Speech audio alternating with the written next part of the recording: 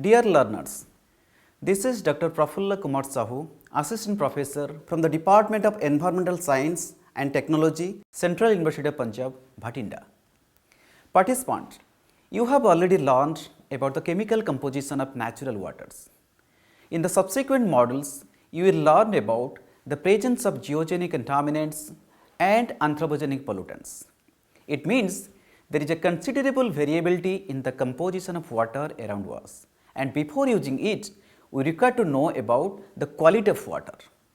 Besides, data on water quality and composition parameters are also useful in scientific and academic communities.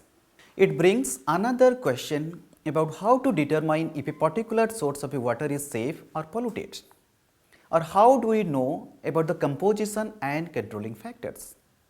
Whatever the purpose is, we have to do water quality analysis or characterize the water sample with respect to its physical, chemical and biological parameters. It will help us to evaluate and ensure the quality of water for drinking and various other purposes.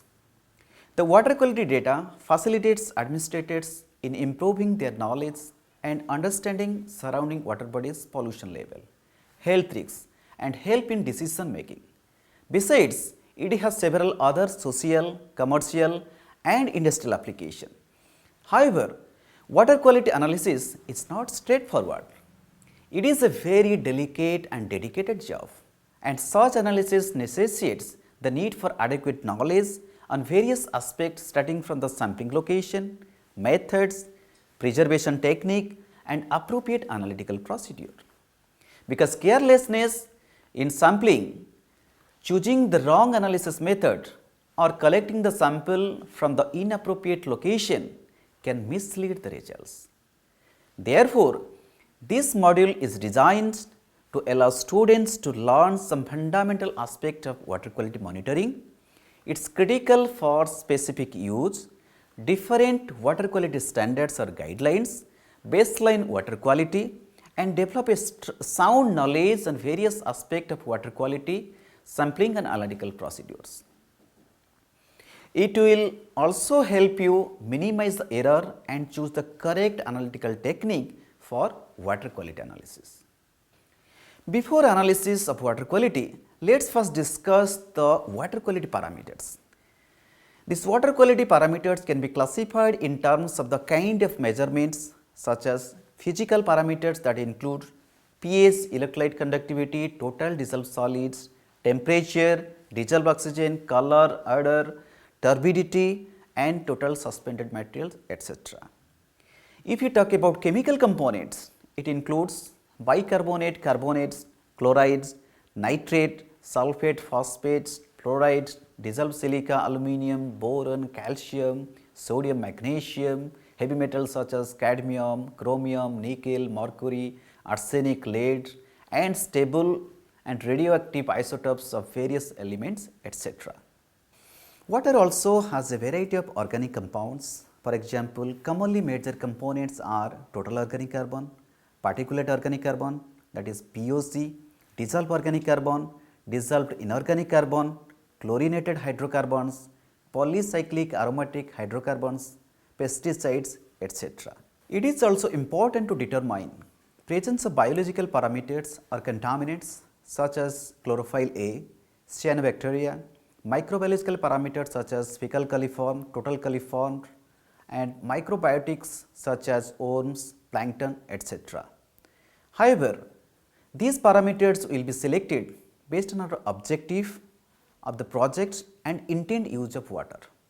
Parameters required to be analyzed differ based on the end use of water.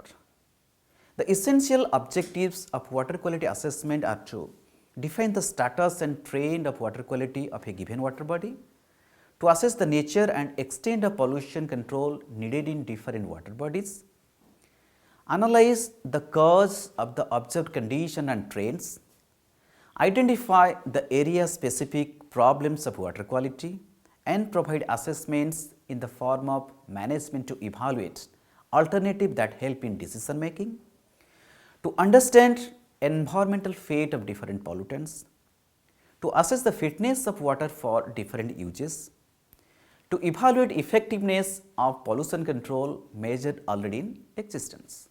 Also, certain parameters are used as indicator for the identification of various type of pollution.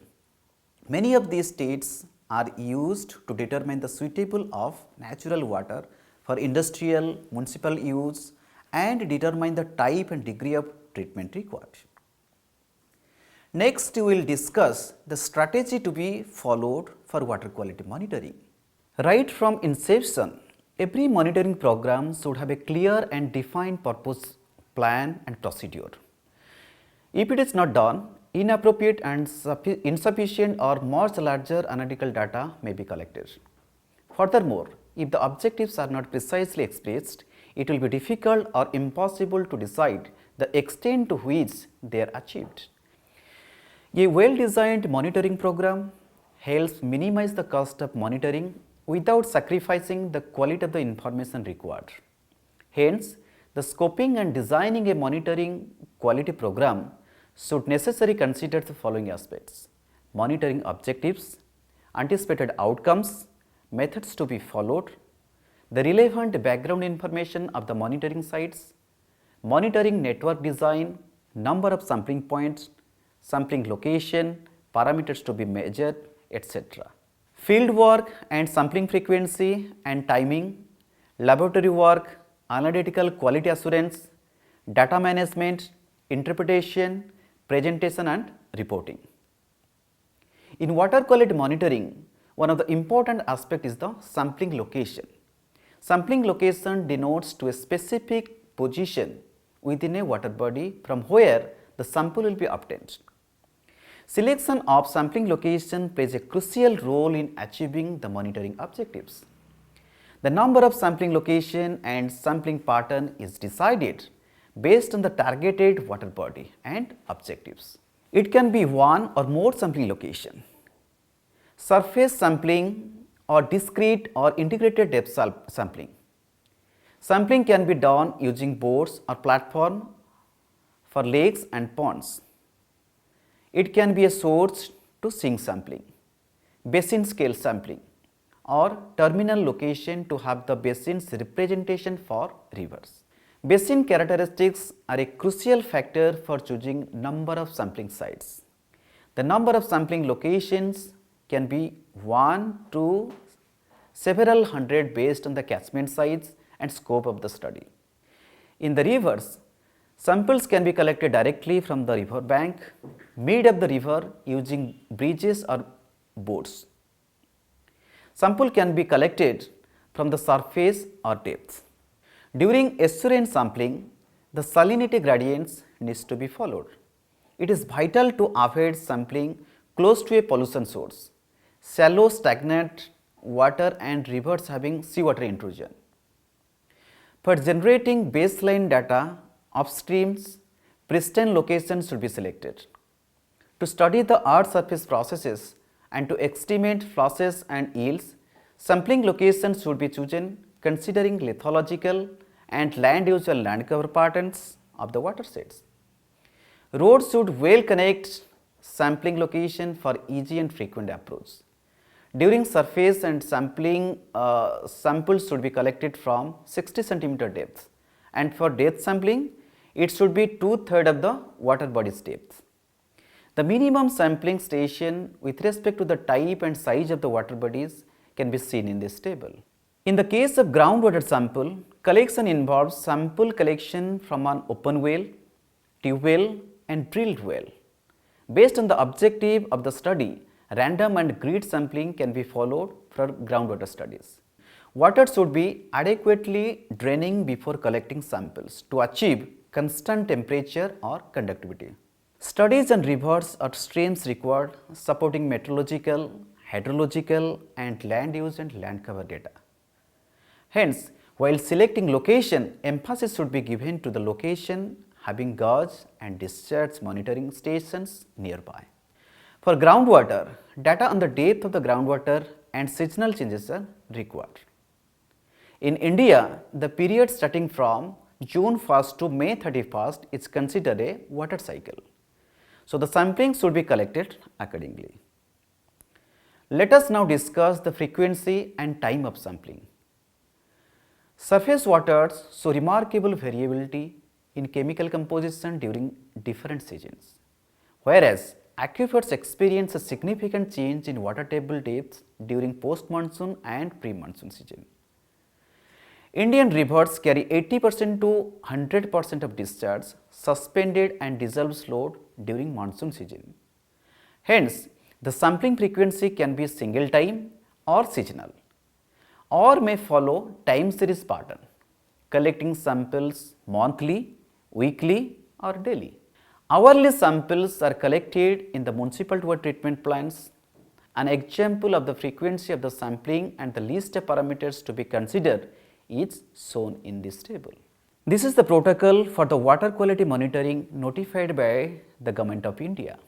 For example, for perennial rivers, at least pre-monsoon, monsoon and post-monsoon sampling should be done. For seasonal rivers, 3 to 4 times during the flow period and a seasonal lakes 4 times a year needs to be collected. Another critical aspect is the checklist of field work.